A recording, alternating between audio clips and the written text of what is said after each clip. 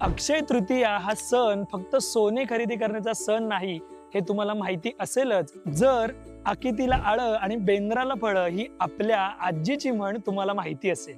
ओडिसामध्ये याच दिवशी भाताच्या बियाणांचं पूजन करून बियाणांवरती संस्कार केले जातात. गुजरात आणि राजस्थानमध्ये आखातीज म्हणून मोठ्या प्रमाणामध्ये लग्न होतात. तर पश्चिम बंगालमध्ये हलाका म्हणून याच दिवशी नवीन आर्थिक वर्षाची सुरुवात होते. बुलढाण्याच्या भेंडवळ गावात 350 वर्षापासूनच्या असलेल्या परंपरेमध्ये घट मांडणी करून पुढील 3 महिन्यात येणारा पाऊस आणि पिकांचा अंदाज वर्तवला जातो. आणि अनेक वेळा हा अंदाज बरोबर असतो. 3.5 मुहूर्तांपैकी एक पूर्ण मुहूर्त असणारा हा दिवस उन्हाळी हंगाम जाऊन खरीप हंगामाची सुरुवात असते. खानदेशात आखाजी म्हणून प्रसिद्ध असलेला हा सण झोक्यांसाठी आणि गाण्यांसाठी खूप प्रसिद्ध आहे. वैशाख महिन्यातील 3ऱ्या दिवशी येणारा म्हणून तृतीया आणि कधीही न संपणारं दान देणारा म्हणून अक्षय. मला अजूनही आठवतं की याच दिवशी माझी आजी फळभाज्या, पालेभाज्या, औषधी वनस्पती आणि वेगवेगळ्या झाडांची लागवड करायची. फळभाज्यांना बैल पोळ्यापर्यंत फळं यायला सुरुवात व्हायची.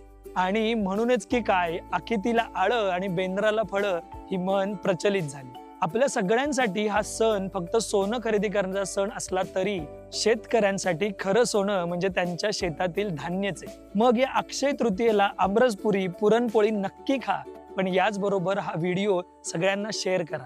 आपली अशीच संस्कृती लोकांपर्यंत, आपल्या लहानग्यांपर्यंत गेलीच पाहिजे. धन्यवाद.